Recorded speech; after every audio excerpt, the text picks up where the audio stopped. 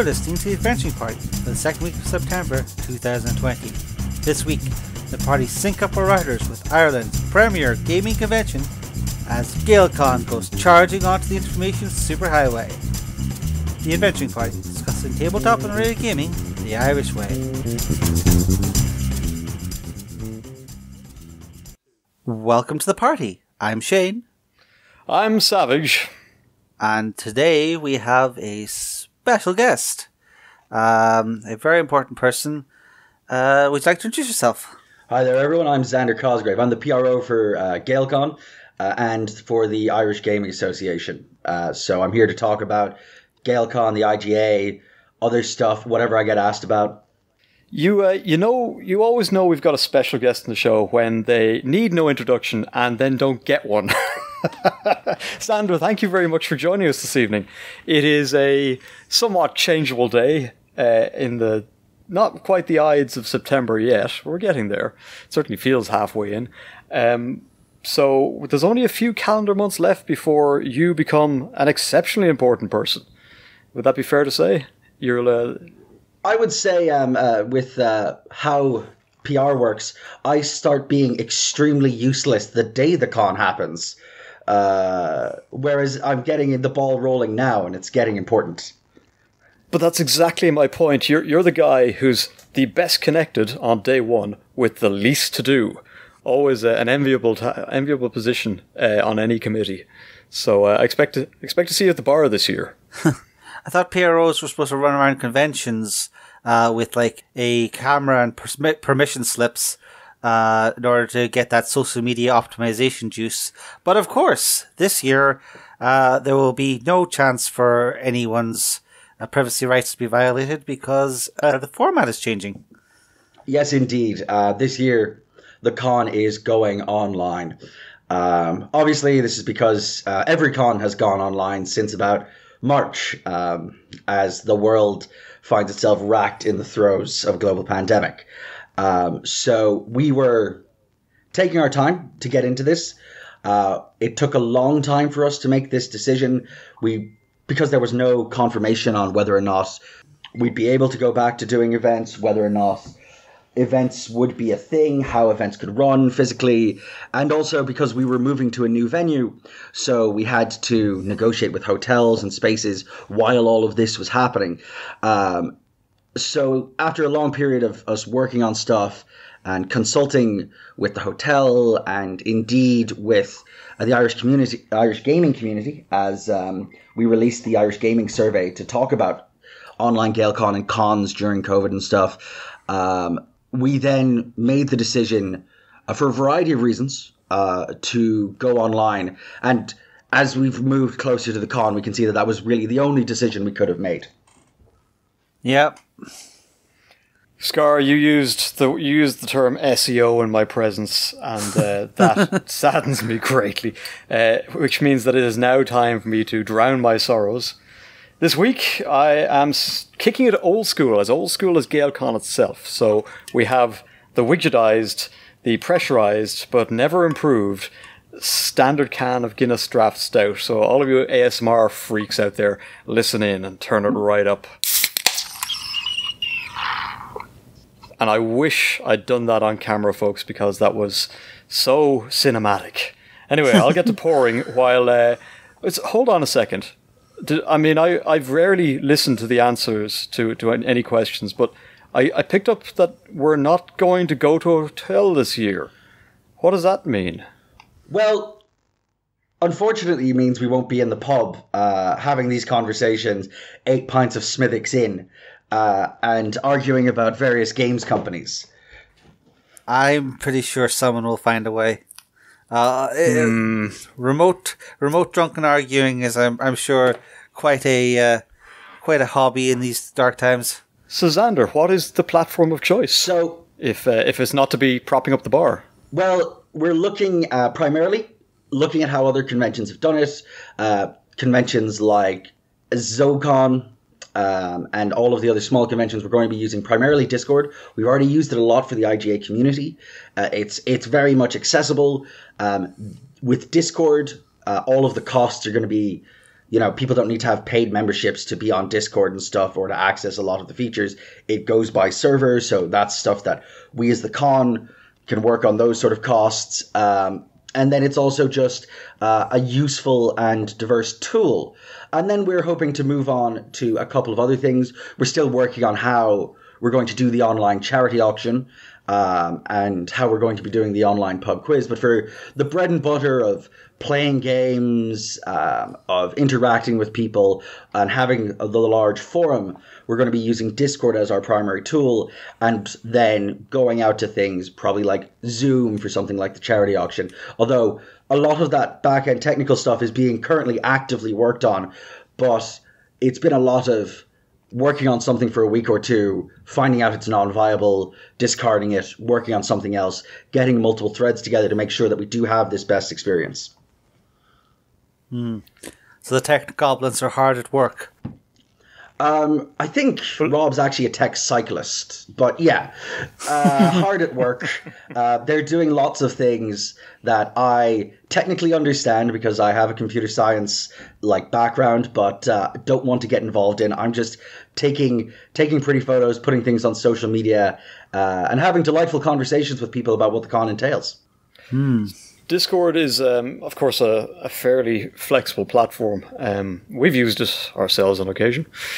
I do, however, wonder, are you making any sort of provision for those people who show up with games to run using things like Roll20 or Fantasy Grounds, etc.?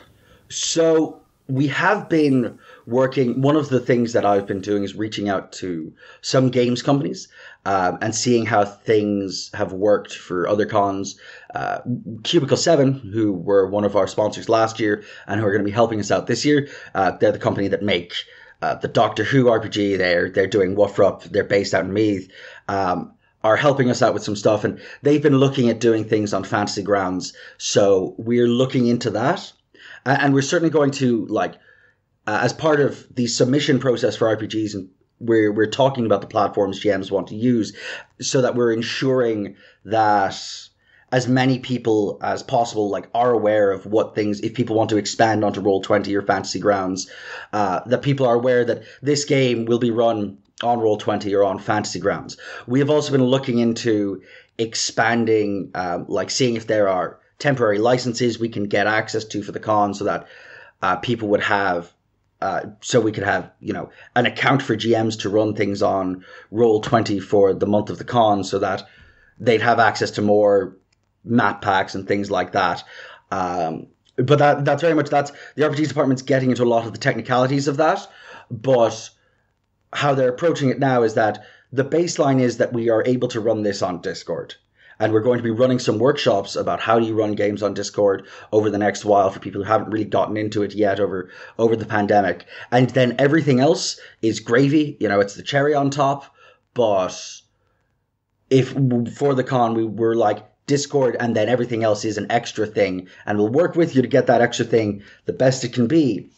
But to make it as accessible as possible, we think Discord's the best choice as the baseline.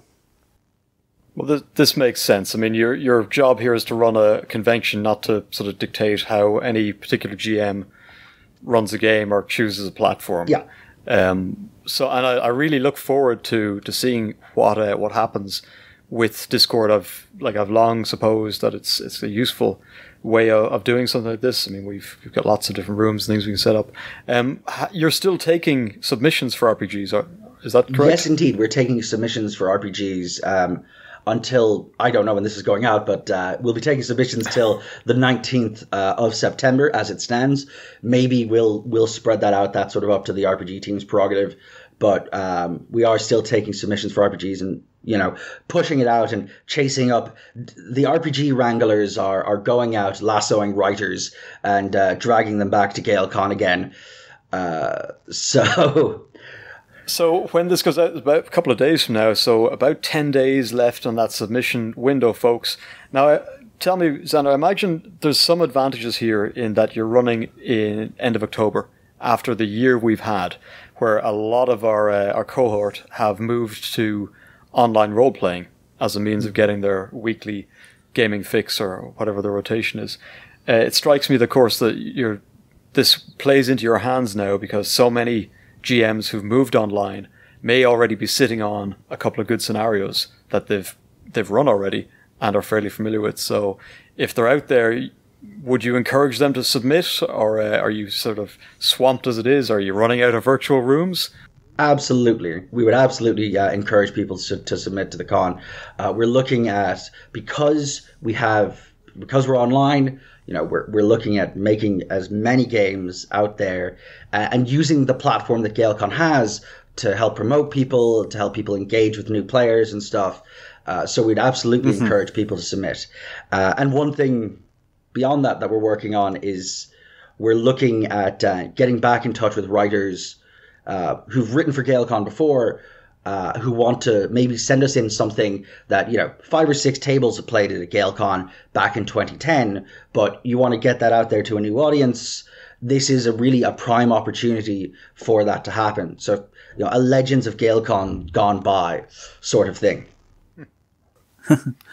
That's one other thing that strikes me is certainly one of the things that's developed over Gaelcon over the years has been accommodation for open gaming, for people just sort of showing up and bringing out a small board game or an indie RPG or the like, just setting up a table and playing away with that. I'd be curious, do you think you're going to have much capacity to just sort of have essentially table rooms where people can say, this is going to be, we're going to try organizing an online board game in this group. This group is going to be doing some odd dice game. This group is going to be fooling around with some app. Are you planning to do anything like that? Have free rooms, tables, essentially? Yeah, absolutely. We're looking at having some, looking for group rooms and stuff if people want to organize stuff off the fly that's not scheduled.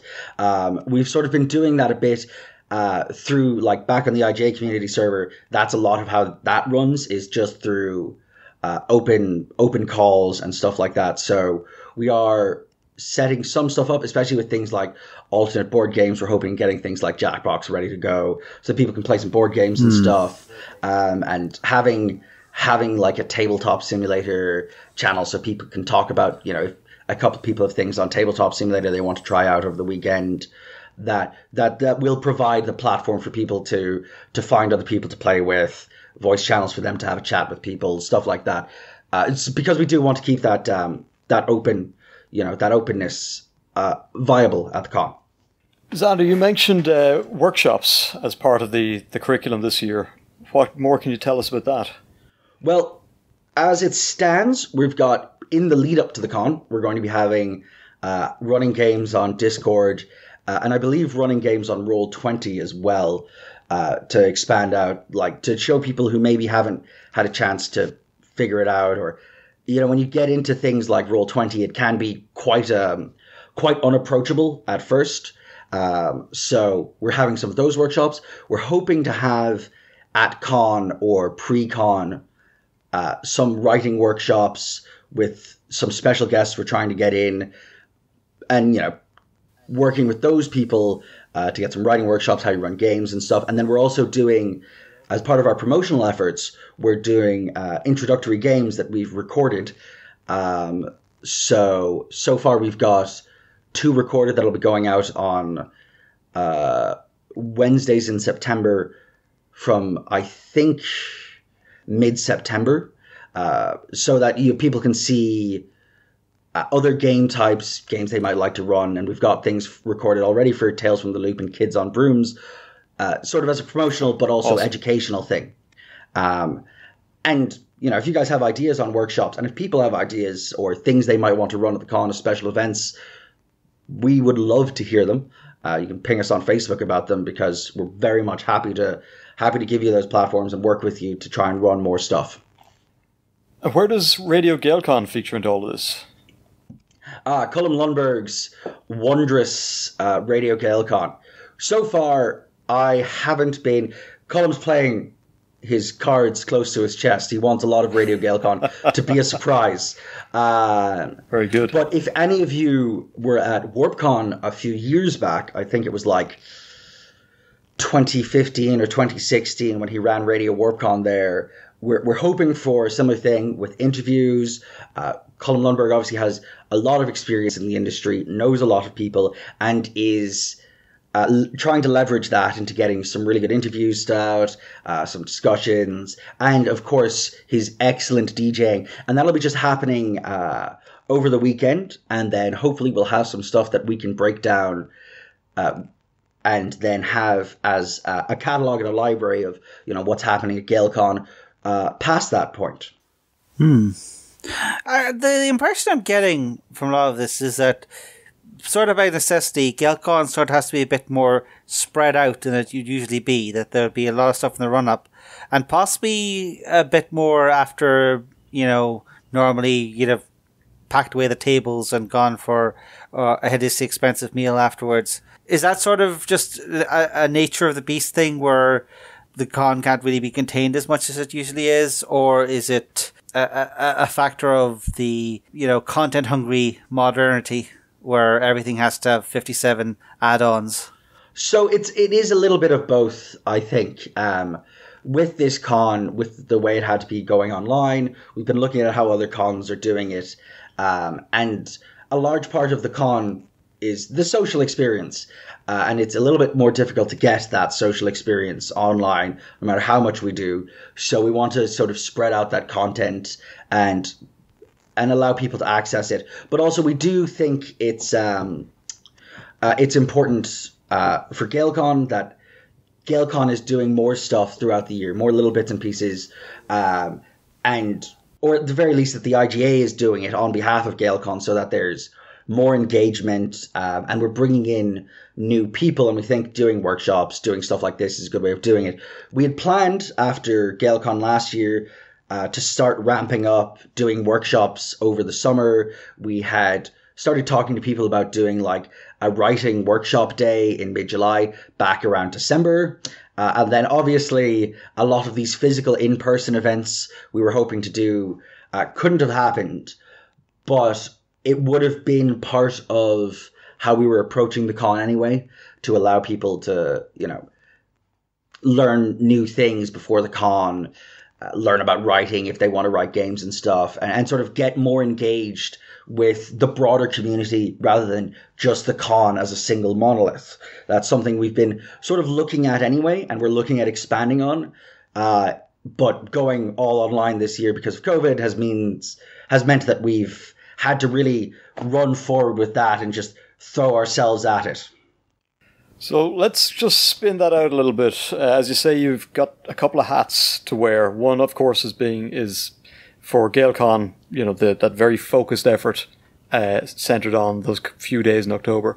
The other being your more wide-reaching activities with the IGA. Now, as I understand it, it's been a year of change for Gaelcon. Is it true to say it's a year of change for the IGA as well? Certainly the IGA have been building out change. We have a new chairperson this year, Mike Cosgrave, my dad, was elected chair at our last AGM, and Mike is also the ASCON for Gaelcon. And then we've been looking at changing the structure of the IGA. Currently the structure means it's an unlimited association. It's fairly up in the air, and it's not a great way to run an organization. So we're looking at moving to a CLG over the next while, because that allows us to have more members. It allows us to do different sorts of fundraising for the organization itself, so that we can then run better events and then run more stuff with charity groups like our charity partner Belong To and stuff. So there is change happening in the IGA. It was sort of put on the back burner a little, because once everything started happening, the decision was made to focus on Gaelcon, to make sure that, because Gaelcon's the thing that people interact with the most, and then work in the background to get all the IGA stuff all good and ready as best we can, and hopefully have all that done by the end of this year, get us into the new formation, start recruiting new people onto the IGA, and expand out beyond, like, at the moment the IGA has a very limited committee. So once we get this new structure, and it'll be able to be organized with like a committee and a membership, like a sports club or something. And that's, I think, a good way of like sort of branching out into the community, running new events, and getting changing the structure of what we once were. That's right, jocks. We're coming for your organizational structures. Who knows what the nerds will take next? Yeah. I am curious, like, how much of this, I suppose, like, there's no such thing as planning in 2020 because it all can be flushed away by a single government directive. But I don't know. This call is going pretty well as far as I can tell. But I'd be curious to see is like, how do you anticipate things going forward? In the, the hypothetical, mostly COVID-free 2021, do you suspect that the Gaelcon there would be back to something like normality, but perhaps with an additional online component? Yes, I think that cons have changed now. I think people have revalued what they think, like how people engage with stuff because of COVID, just, of how easy it can be to do stuff from home and do stuff online. So I certainly think the Gaelcon of the future will be different to how Gaelcons were. I don't know yet. We've had some discussions about this for Gaelcon 2021, and I don't know yet how that's going to turn out, but I do think it will, it'll certainly have more online stuff. A lot of the stuff that we've got here, it'll probably have, we might base things out of like a perpetual rolling Gaelcon Discord. There's a lot of stuff that I think we can work in from this year that will still be useful because it'll allow people to engage with it even if they can't physically be present at the con. But while we've had these discussions, I don't know how much I can really confirm. Hopefully, we'll have a physical Gaelcon in 2021. That's what we're hoping for. The WHO has said they're thinking probably mid-summer next year for a vaccine that will be like viable and widely produced, which might give us the time might get us out to Gaelcon. So that would be an ideal situation for us. It's an important, like I've said before, the social experience is a really important part of things for the con and then for gamers. I had my first D&D game in person since February last Sunday, and people were like, I don't think we can go back to just doing everything online all the time because it's such a vastly different thing. Gamers are social creatures. Yeah, it's. I think it's certainly fair to say that there's an awful lot of how we used to game that I'm definitely missing at the moment, but an awful lot of this new virtual arena that I have enjoyed and certainly lifted good things from. And I'm really eager to see how one of my favourite cons embraces that and perhaps takes bits of it forward in its DNA into the future. Now, there are a couple of aspects of the con that obviously can't go ahead as normal, trade being probably one of the most obvious. Although I think you mentioned at the start you're kind of partnering or attempting to partner with interested companies for some deals and otherwise. The charity auction we're looking at, is it Brian Nisbet running that? Yeah, so it'll be the IGA charity officer, and Brian Nisbet will be the face of it. Brian has already run an online charity auction for, I think it's Compulsion is the one in Scotland that Brian does stuff for. Marvellous t-shirts. Oh, very nice. So Brian's done one of these before. Now, as always, Great. I will say, I'll give the caveat that Brian gives. They're very tight over in Britain. So it's important we in our online charity auction that we make much more money than the other one. So we'd encourage all of you sitting in front of your laptops to get just as uproariously drunk as you would usually get at a charity auction and make just as many bad decisions, because remember, it's for the kids. Yeah. The bid now button will be big, bright, and in the center of your screen. You won't be able to miss it. Get those bank transfers ready. And we're going to be looking forward to seeing former host, current party member, somewhere there in the background, Graham Turner, hosting the pub quiz, right? Yes, indeed. Or the drinking on your own quiz, as I like to think of it. Yes, Graham is working on the pub quiz, a new bright pub quiz for the Gaelcon of tomorrow, today. Can't wait. So Graham's been working on that since he sent emails being like, I am still doing the pub quiz, right? Conscientious and an absolute diamond when it comes to this sort of stuff. I can't wait. I can't wait for Graham's, no doubt, brava performance as MC on that. Okay, let's cut the happy talk now. There's one thing I've got to nail you down on before we wrap up. Okay, it's online, there's no venue, I get that, and Discords don't run themselves, I understand, but what's it going to cost me? What am I going to have to pay to attend possibly the greatest gaming convention on Earth run in Ireland? So, we are waiting to finalise our... I will be able to give you a broad range, but we are waiting to finalise our prices based on the cost of, having a well-boosted Discord, extra stuff we're going to need for video calls, and we're going to have a merch store up that we're hoping to fund some of this. And these tickets, as it stands, we're looking to have an all-in ticket, which means once you've bought your ticket, games are free, everything else is free, for about 10 to 15 quid. Wow. Oh, okay. That's a lot lower than I was expecting. Given there's a lot of moving parts on this one. I'm sort of used to Gaelcon being the premium convention of the year. With trying to justifying its ticket price.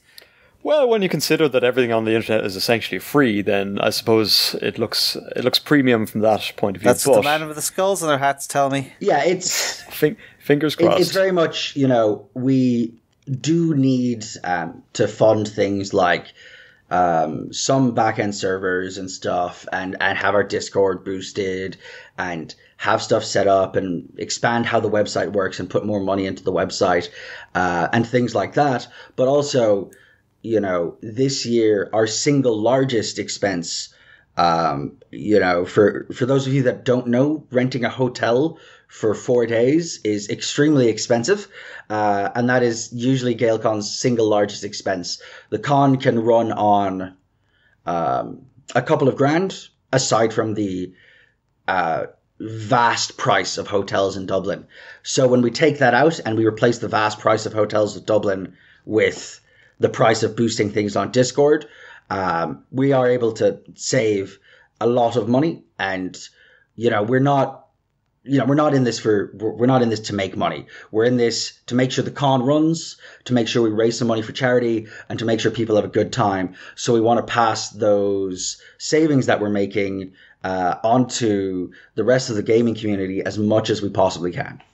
And where do you expect we'll eventually be able to buy tickets, virtual tickets, when you finalise the pricing?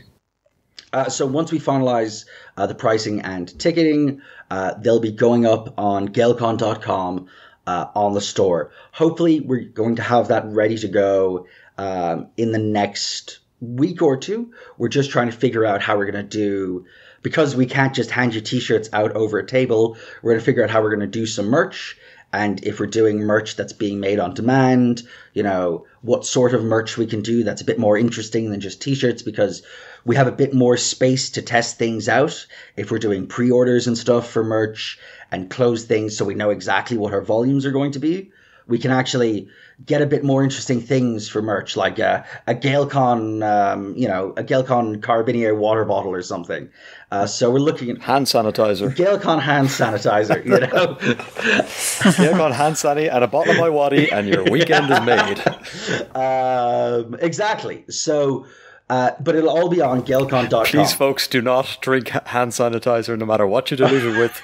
It's not a good time. Take a medically prescribed alcohol of your choice. Ask your local publican/pharmacist for advice and details. And also the texture of hand sanitizer. I think we avoid. Well, look, some things have to be done. I think we just about avoided some serious trouble there. Missed the lawsuit. Okay, it occurs to me that generally about this time of year, the background, the inside baseball, when we used to hear things like, well, we're still organising stuff, a lot of people would, in the Irish gaming community at least, and I'm sure our international brethren can sympathise, it starts sucking their teeth and going, oh, it sounds like they don't really have a handle on this. But of course, the decision loops and the progress that can be made in a couple of short weeks means that all of that is much different now. It sounds like you still have a lot of ideas that you're working through, a lot of innovations that are on the cusp of happening. We're not going to hold you to everything you've kind of semi-announced here this evening, but it does sound like you've got a good handle on the core pillars of an online community event like a games convention. So I, for one, am looking forward to it. I'm going to start saving up all that money I would have been spending on parking fines and putting it towards my ticket. And thank you very much, Xander, for joining us this evening. Scarr, do you have any questions you want to bombard our poor guest with? I think he's going to be getting an awful lot of questions in the next while. But if you'd like to bombard us with questions about why we didn't, nail Mr. Cosgrave to a digital cross and make him talk, you can hit us up on our Discord and social media. I'm sure it's just as pretty as theirs. But otherwise, we'll hopefully see you online at Gaelcon. But for now, this party's over.